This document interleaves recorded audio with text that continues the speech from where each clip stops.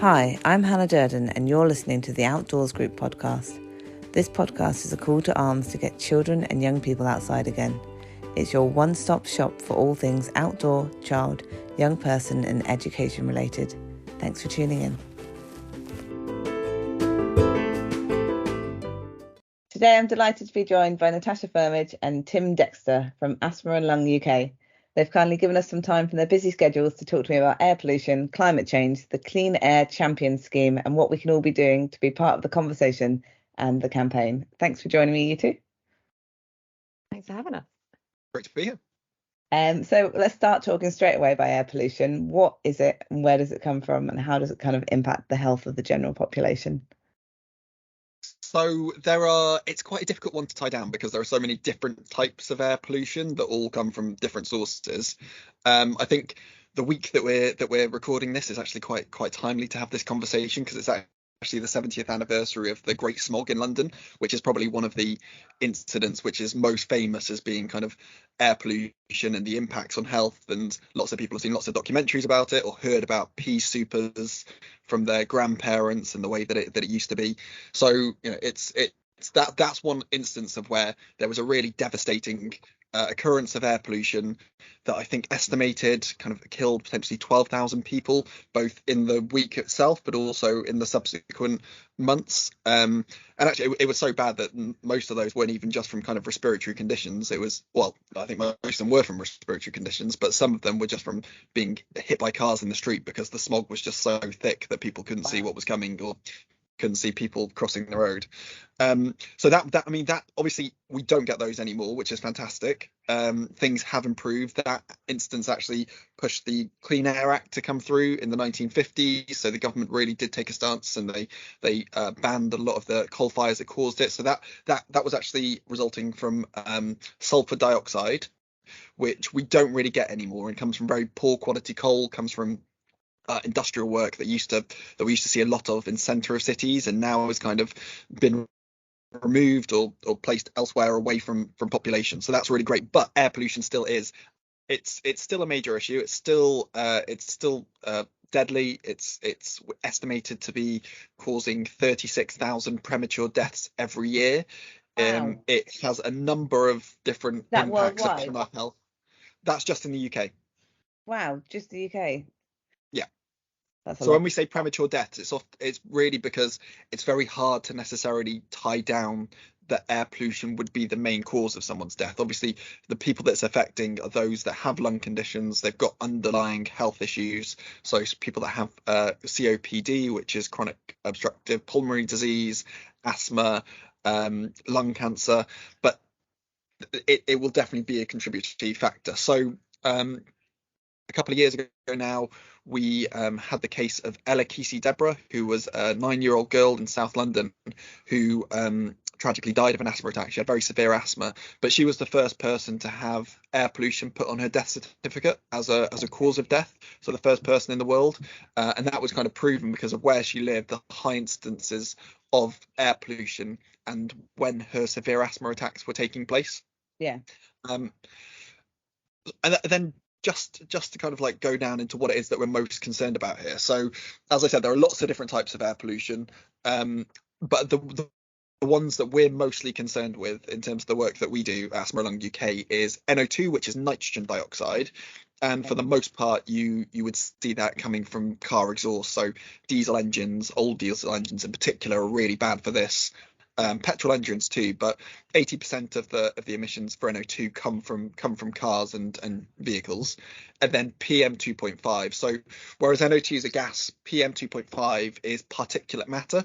So this is tiny little particles that come from almost anything that just exist in the air. So it's solid matter, as I said, made up of anything, and can come from engine wear. It can come from brake dust. It can come from tires.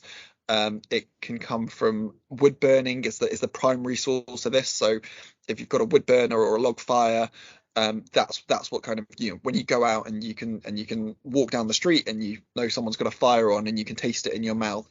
It's that PM 2.5 that you're breathing in, which is particularly toxic. It's particularly dangerous. So both of those, we know that they can trigger lung like flare-ups or instances of of exacerbations of people's lung conditions, Yeah. but also we know that if you're breathing those in, that has a really drastic impact on your health and your lung development. So children in particular can be vulnerable to, it can increase the likelihood of them to develop asthma or other lung diseases later in life.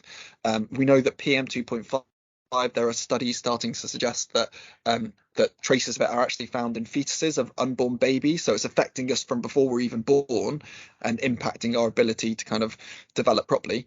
But it's not just respiratory conditions either. This is actually affecting kind of cardiovascular, and in the last couple of months alone, we've seen a couple of pieces of research that have come out to suggest that it's having an impact on our likelihood of developing Alzheimer's and dementia.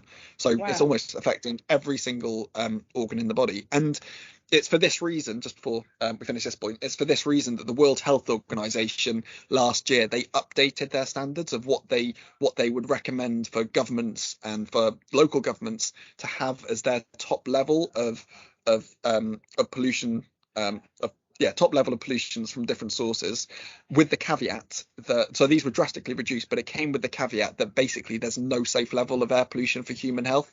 So while these are targets that we need to try and get to, really what we need to do is try and eradicate it as much as possible. Yeah, that's really scary. Like, I don't think I'd realise how much. Like, I mean, your new research you just mentioned about Alzheimer's and things, that's quite scary as well, because you just think about lung health, don't you, and people with asthma. But obviously it's much more wider reaching. Yeah, definitely. It's kind of something that it's made all the more difficult because it's invisible. So the smog, for example, I think is easier to understand because obviously it was something that's very visible. You can see it in the air, but because we don't necessarily see it, it's just something that we kind of live with that's around us. It's harder to kind of understand and to think about it as being something that's impacting our health. So I'll go back. Sorry about that interruption to the internet. But yeah, so climate change. I was gonna ask you guys about how all of this that we've just spoken about contributes to the conversation about climate change and how serious an impact does it have on the bigger picture. Yeah, that's a interesting one because particularly like what I was just talking about in terms of the pollutants that we're worried about for human health, they're not really kind of contributing factors to climate change. Okay. So when it comes to climate change, we're talking about carbon emissions, but a lot of the same sources and a lot of the same causes of air pollution and climate change are related. So it's really vital that while we're tackling one, we're tackling the other. And that we kind of use this as an opportunity to make sure that we're addressing both issues equally. And I think there's a lot of complementary things. For example, whereas air pollution is not as well known about and people aren't taking the same level of action on air pollution as they are climate change, we know that many of those things that are going to kind of decarbonize will definitely help improve air quality. So that's really key and that's really exciting. But what we can do with air pollution is use it as an opportunity to kind of be even more ambitious and be more effective in the way that we go about that. So like, for example, we know that lots of people, when it comes to climate change, we talk about upgrading to electric vehicles.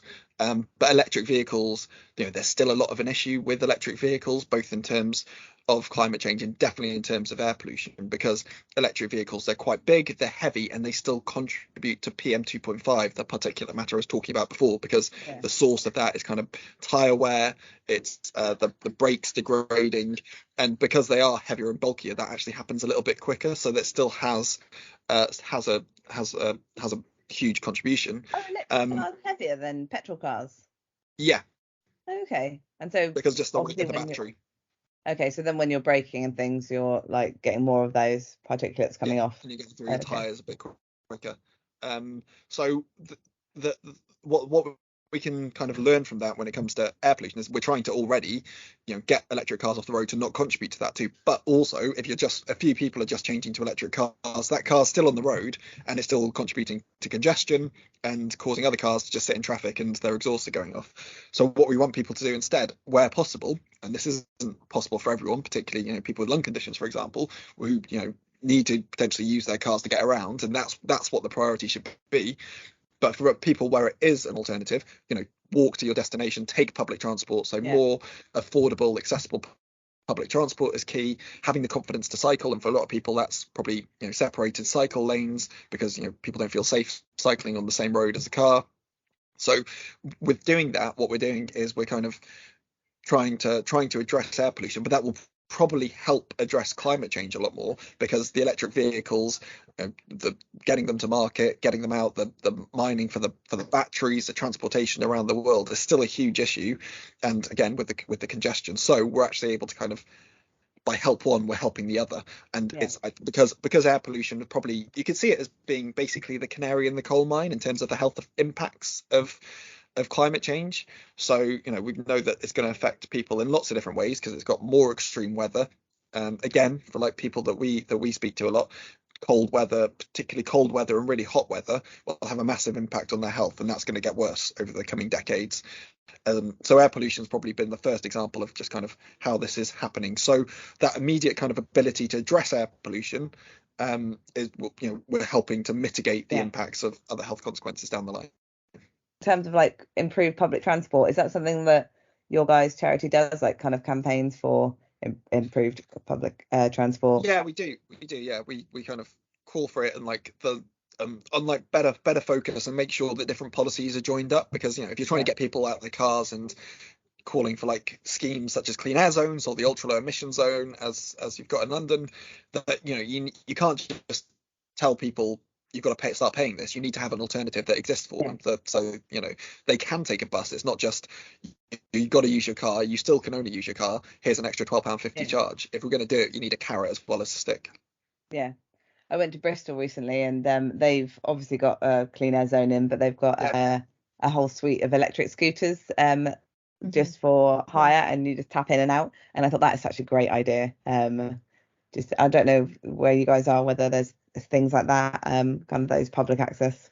Yeah, I feel like you're seeing them around a lot more places. Like even I feel like they started appearing in city centres, but now I feel like even more sort of small towns and all around us. Yeah, things like that are just really, really great, easy and accessible and relatively cheap as well. So yeah, exactly. I worked it out when I went to have a look, and I was like, all right, so if you tap in, it's like, I can't remember, 50p to tap in, and then certain amount per minute that you've got it. And I was like, actually, like probably cheaper and quicker than getting a taxi or a bus or driving a car, particularly in a city centre. So yeah. Tash, I know that you work with schools and educational organisations. Can you tell us about this and kind of the impact of air pollution on the place of learning? Yeah, sure. So most of my work is with primary schools at the moment all over the UK.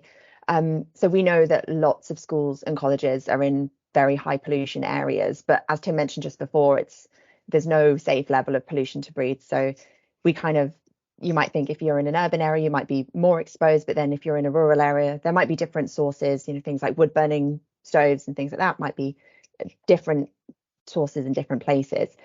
So one of the main things for us, like Tim said just before, is the presence of air quality and how it's affecting kids and their young lungs. So we know 1 in every 11 children in the UK have asthma.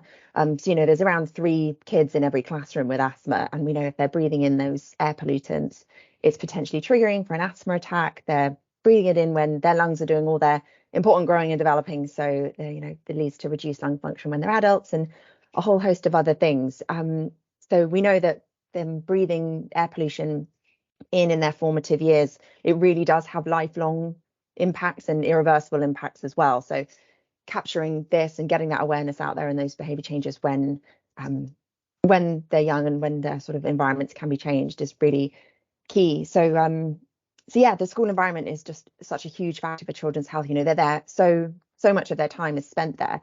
So yeah, we've been working with schools in different locations, some urban, some rural. And yeah, it's our primary school program that's Clean Air Champions. It's all about raising awareness and sort of capturing and amplifying those children's voices. And it's so crucial for them, their future. It's happening right now, but that's all their future years as well. But we do appreciate that schools have a really tricky time with it. They can't help where they're situated. So many factors have led to schools being in different places.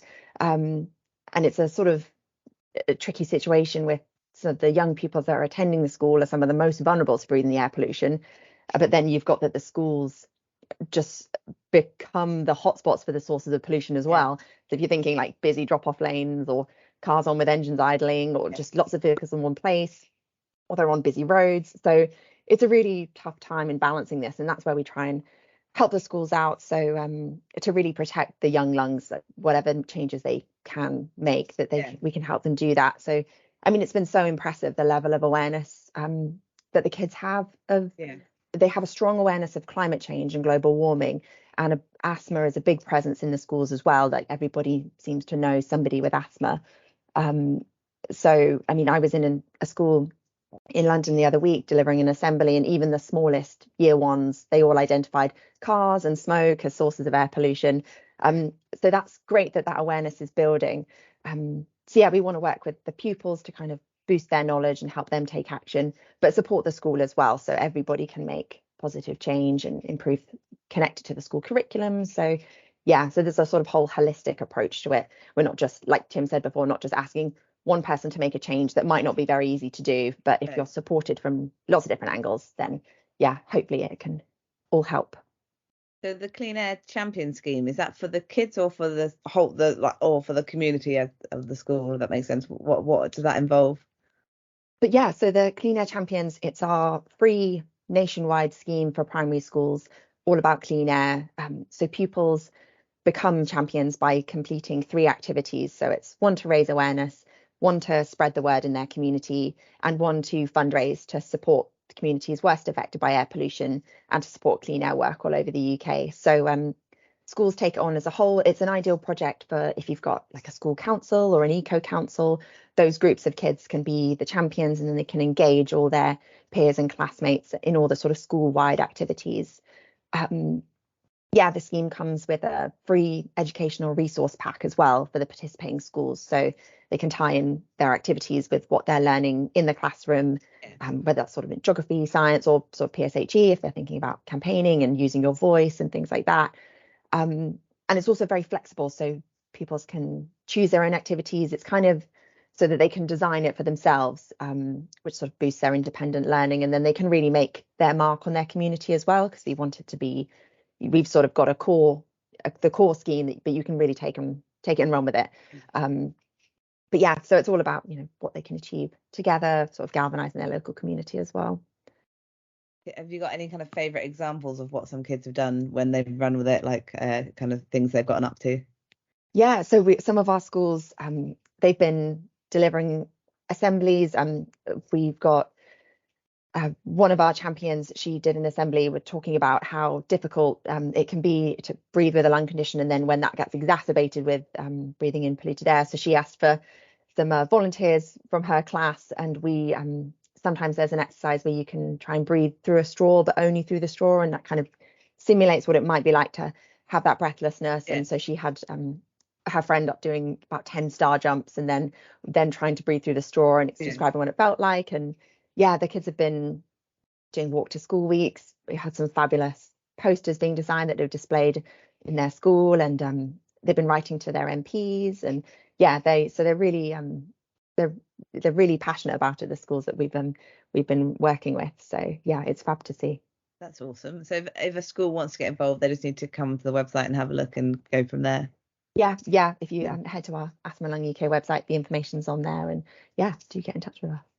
So the walk to school thing, I guess that's them encouraging parents to not all drive, because you hear these stories, don't you, about parents that live like 2 minutes around the corner, but they still drive because they're in a rush or whatever. So it's saying take that time to walk in and things like that.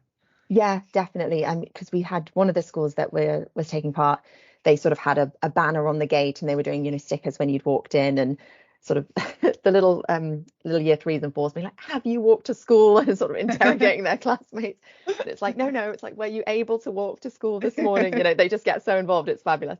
But yeah, and even if it's just, I think a lot of it is like what Tim was saying before, keeping it convenient, that you can't just ask someone to make a change. If they maybe drop their child at school when they're driving to work, if they do have to drive to work and that's the only way to do it, and that's the only way to get their child to school, maybe just parking one street over and walking that last bit, so your engine isn't on around the kids, and making those small changes. Yeah, that's a really good point, isn't it? Because I think it's it's a bit like all the climate change stuff, isn't it? Sometimes it gets a bit overwhelming when you see, like, I saw one the other day, which was a list of things we could all be doing, and it was really challenging. It was like, don't ever fly again, don't ever eat meat again, don't have a car. And I was like, these would be amazing, but it's just a lot of them aren't actually practical in our lives. So trying to find those changes that, and also not making people feel so guilty that they just shut off to the whole conversation. Yeah, definitely. Yeah.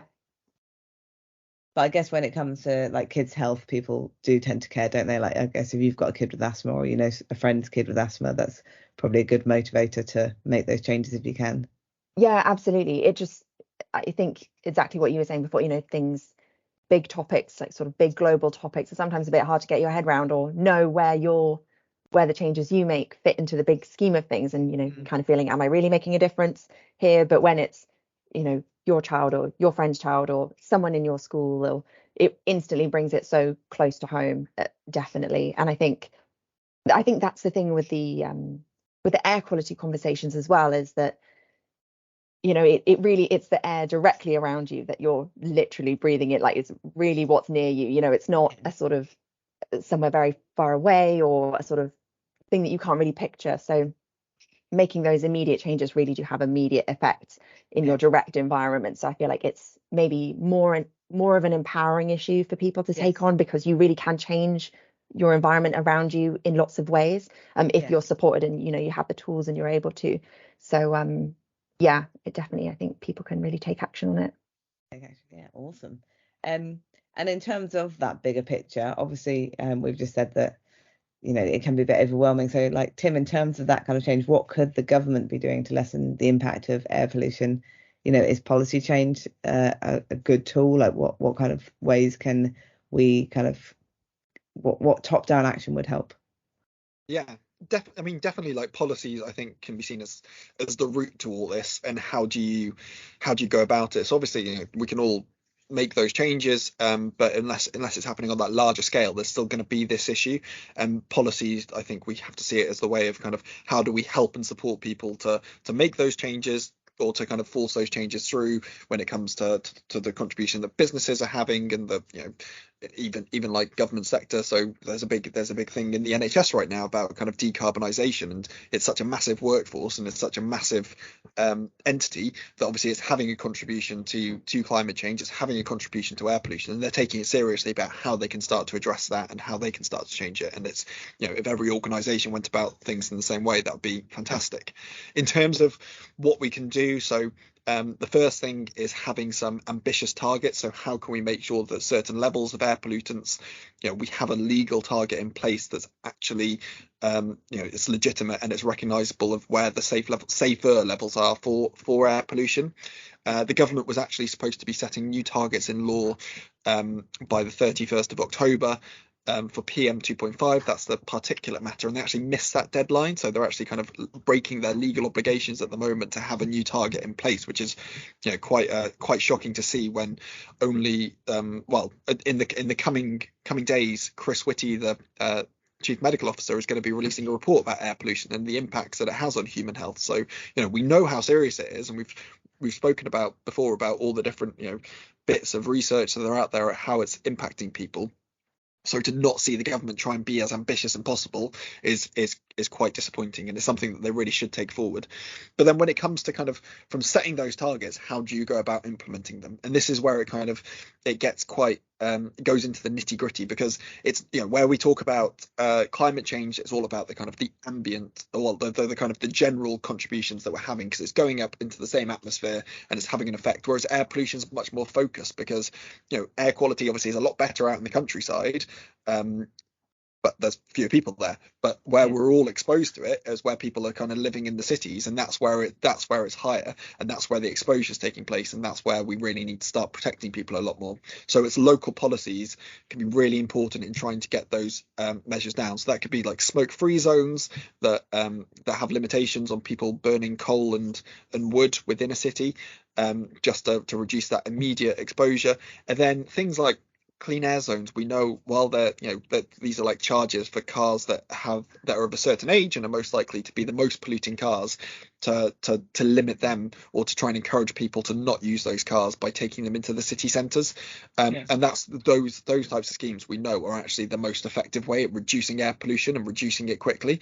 But as I said, we need to make sure that people are supported, and that we have the right, that they have the right tools in place to be able to make the changes that we need to see to reduce air pollution. So that's, helping to support people that need it, to change their car, to upgrade to an electric vehicle, to have access to better public transport, to be able, at the moment we know with the cost of living crisis and with the heating crisis that people are struggling to heat their homes. And as we're talking about it as an organisation at the moment, that it's not just heat or eat, it's heat, eat or breathe, because people that have lung conditions are actually struggling to pay for their medical equipment that they require to kind of help support them, such as using oxygen tanks. It just becomes inaffordable at the moment. And for a lot of people, turning to wood burning is an obvious option, but that's not necessarily kind of what's going to be best for their health long term. So we need to make sure that the government's giving the right support to the people that need it, that they don't have to make that choice, and they can make the choice that's healthiest for them. Yeah, that's a good point, isn't it? Because someone said to me the other day, oh yeah, everyone wants to buy wood burners at the moment, and I hadn't really clocked that. Of course, it's because then they can just go and find wood wherever they can and not have to and a lot of, and as well, I think sometimes a big part of this debate is just about awareness raising. People don't necessarily understand it when it comes to wood burners. Kind of anecdotally, and from some stuff that I've seen, it's like people think that sometimes it's a greener option, so they think that they're better off by burning wood, rather than use their gas boiler or kind of heating the home in another way. They think it's kind of a little bit more environmentally friendly, but we know it still has quite bad carbon emissions, and it's a big contributor to air pollution. That's where this also becomes like a big issue, and where what we're trying to raise awareness of as well is, people are affected by it, they're impacted by it, but they also have to take quite drastic steps to avoid it. So we've done surveys where we know that lots of people that have lung conditions, actually, if they think that the air pollution's particularly bad on certain days, they don't go outside because they need to protect themselves and protect their health.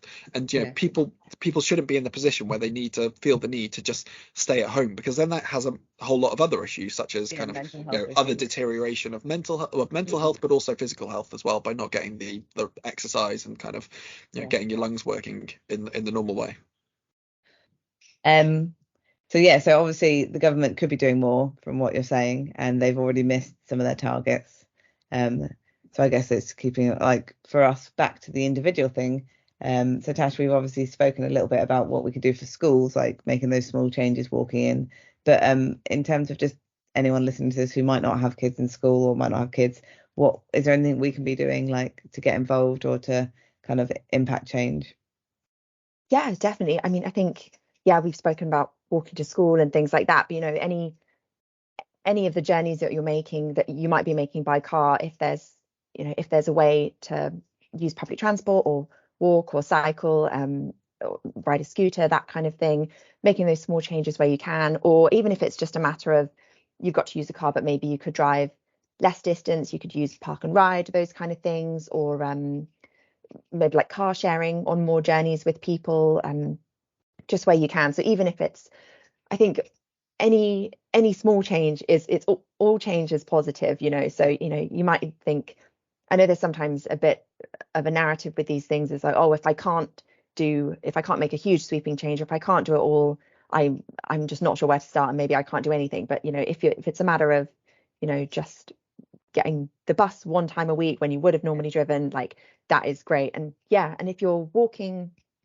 if you've decided to walk or cycle or go out and about, and you want to sort of avoid those pollution hotspots, we'd always recommend trying to use sort of quieter side streets rather than walking alongside of busy roads. Or if you do have a green space available to you and you can walk through that, or that would be perfect. And as Tim mentioned just before, if you've got think about how your fuels you're using at home, how you're heating your home, things like that.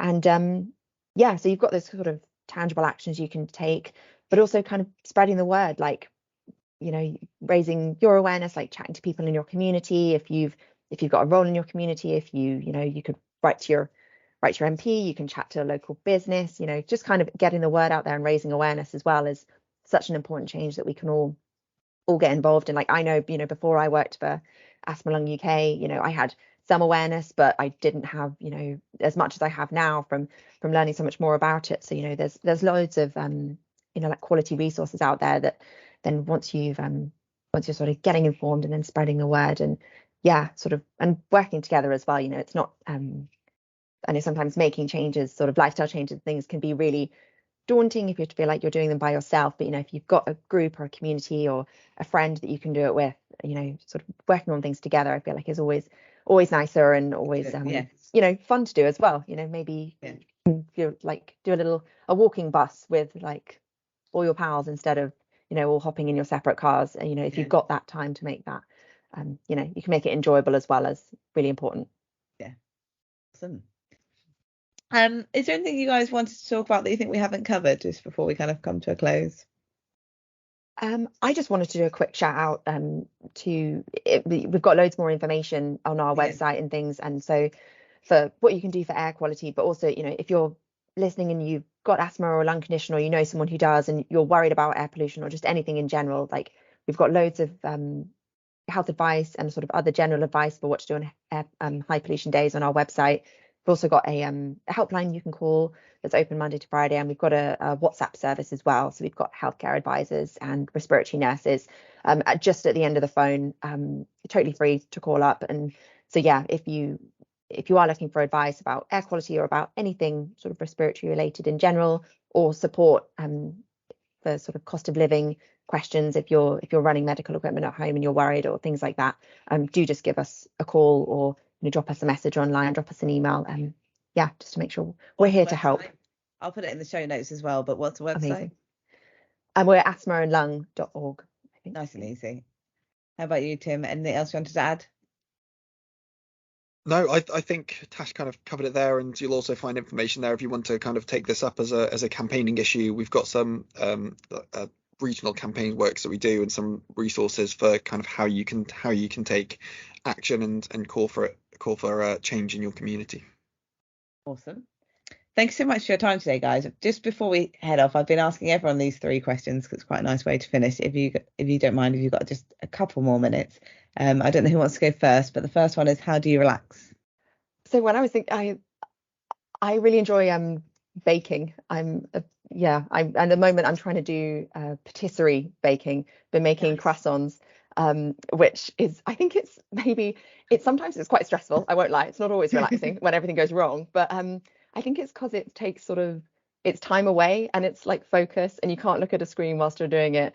And I think you can't sort of rush it and be doing other things or like thinking about work whilst you're doing it. So I've been trying croissants, and then I've got a sourdough starter that I'm trying to keep alive to medium levels of success. So that's probably me. We'll see you on Bake Off soon. Yeah. Imagine. No, that'd be too stressful. I would take all the joy out of it. I feel like, much as I love Bake Off, I feel like I could not go on. Too stressful. What about you, Tim? I mean, I've got a 4-month-old, so I don't. I don't relax. Occasionally Can't I sleep. remember what that is. Distant memory. Distant memory. So we'll ask you in a couple of years. Well, actually, maybe like 5 years. Maybe like 10. Yeah. What are you reading or listening to right now? So that could be music or books or podcasts or. So mine is quite heavy. I'm currently finishing Cormac McCarthy's Border trilogy. So I'm on Cities of the Plain. So it's a heavy time. So then I think I tackle it by mostly what I listen to. I mean, it's Taylor Swift's latest album. She's just fabulous. So so quite a mixed vibe there. I feel like I read a bit of heavy book and then I have to go listen to something to chill out. But What about you, Tim? So I'm listening to a podcast called The Rest is History, which is very much like a pub style conversation between 2 historians about various different political topics or subjects. Very, very, very interesting and very good reading, very good listening for the tube ride home. Excellent. And finally, I'm kind of assuming that you're both slightly outdoorsy people, but if you're not, it'd still be interesting to know your answer to this one. Why is being outdoors important to you? I think it's good just to get that like gives a sense of space and a sense of perspective as well. Like sort of my job is sat at a desk looking at a screen, large amounts of the day. So like just getting out and about and sort of get a bit of a pause on everything, bit of a reset. So like I'm up in sort of Northumberland, the Scottish borders, so you can really get it's sort of really big, wide open spaces. So that's just really nice and refreshing. Yeah, then for me, I think, well, So I'm based in London now, but kind of from North Wales area originally. So outdoors is very much kind of how I grew up and spent most of the time. I think it's just like where you start to feel most like yourself, from whether you're just doing it to de-stress, get out of the house, or to kind of, I don't think that you're ever able to enjoy yourself as much as when you're kind of having fun outdoors, whether that's a picnic with friends or whether it's playing a game or sports. You feel much more kind of everything's heightened when you're out and about rather than stuck inside somewhere stuffy. Yeah, absolutely. No, I like both those answers. They're great. Well, yeah, thank you so much for your time today, guys. I really enjoyed chatting to you. It's been brilliant. Thanks so much for having us. It was great. And I hope you both have a lovely Christmas. You're our last episode before Christmas, so we'll have a quick festive break after this. Well, happy Christmas to everyone. Yeah, Have Merry a good Christmas. winter break.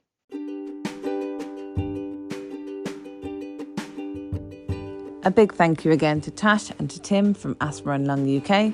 We really appreciated you giving us some time to talk to us about air pollution and the Clean Air Champions scheme. If anyone's listening who's got a school that might like to participate, go and check that out on the website. It's just asthmaandlung.org.uk, and it's a free scheme, so no excuse not to get involved. This was the last episode of the Outdoors Group podcast for 2022, and we just wanted to take this opportunity to say thank you to everyone that's listened to the podcast in its first year, anyone that's shared it with their friends, anyone that's liked it, rated it, subscribed on any of the podcast platforms. We really appreciate your support, and we're really glad that some of you are enjoying it and keep coming back to listen to more. We'll be back in 2023 on Friday the 13th of January, and we've got some really awesome episodes lined up, so we can't wait for you to hear those. Until then, we wish you a very Merry Christmas, or just a lovely festive break if you don't celebrate Christmas, and a Happy New Year, and we'll see you next year. Thanks for listening. Goodbye.